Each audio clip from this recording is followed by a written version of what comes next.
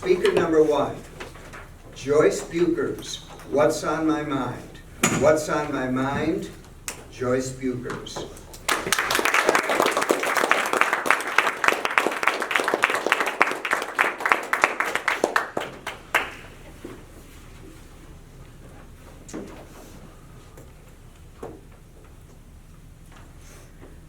I just had one of the most powerful evenings I have ever had. I've been dreaming about this evening for over 20 years.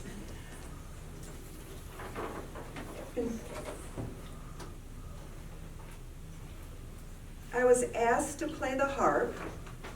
I was able to share extemporaneously about my 99-year-old mentor, the honoree for the evening, 99-year-old Dr. Gladys McGarry, the mother of holistic medicine and living medicine. That night, the room was packed with CEOs and physicians, Mr. Toastmaster, fellow Toastmasters, and most honored guests. Today, I'm going to think about my mind and why thoughts create reality and why we're at a new step of a new paradigm in healthcare. Our healthcare system must incorporate both the art of healing and the science of medicine. The art of healing and the science of medicine. I grew up on my mother's side, a very artistic family. My grandmother was a world-renowned harpist.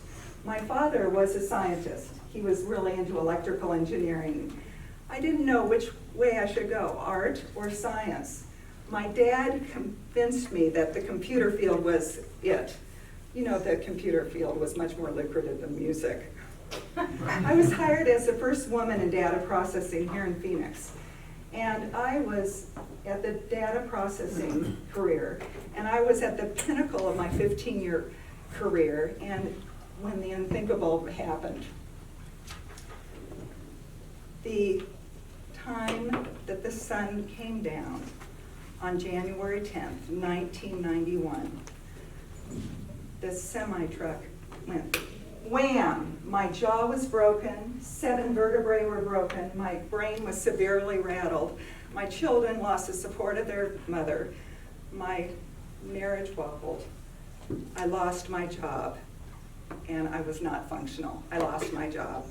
After seeing 17 specialists, 735 doctor's appointments, broken my jaw, and knew that the doctors were not necessarily where I should be going to. I remember calling a nurse and trying to get her into the room after a diagnostic staph infection that turned into just a mess.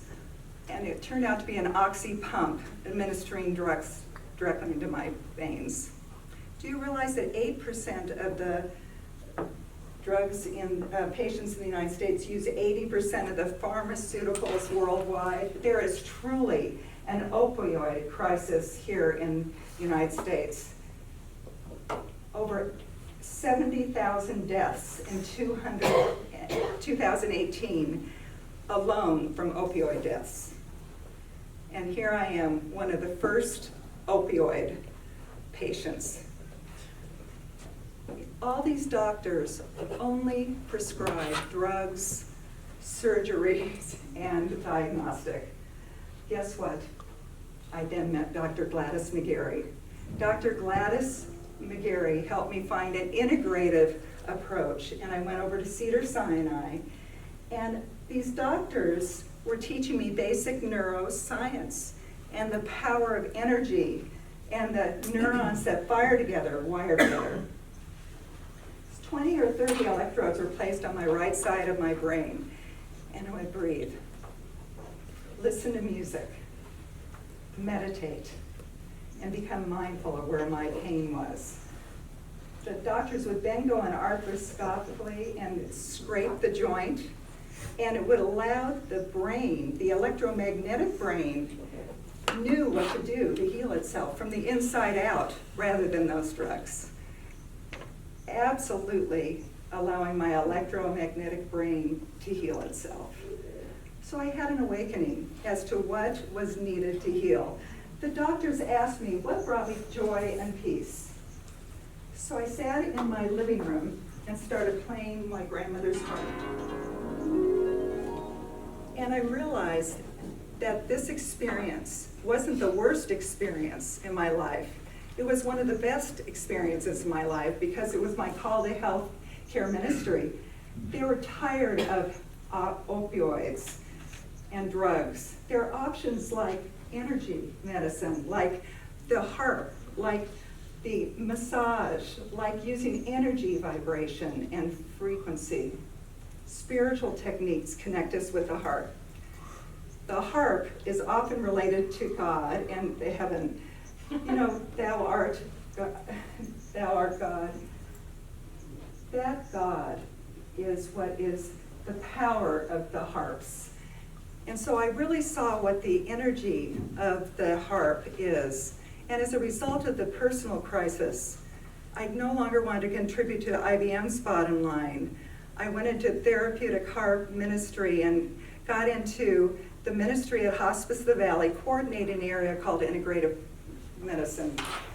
The foundation, and I started the Therapeutic Heart Foundation. The Therapeutic Heart Foundation is now celebrating its 20th year.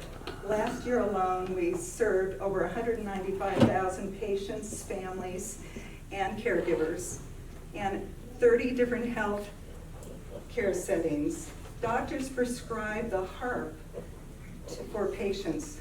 So imagine a loved one at end of life transitioning to the beauty of harp music, or a premature baby in a neonatal intensive care unit coming out of an opioid withdrawal and watching their blood pressure drop 40% sooner. This is what can be done, demonstrated by clinical research. Knowing how the brain can change, allowing the person to help themselves, bringing harmony into healthcare. The inspiration of my grandmother's harp. My father, who sat and encouraged me to follow science, and even catapulted me into where I am. And guess what?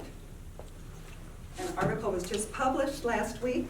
We are now discovered in many, many people's hands, and to understand we can live life to its fullest, aiding to health, like Dr. Gladys, Madam Toastmaster, Mr. Toastmaster.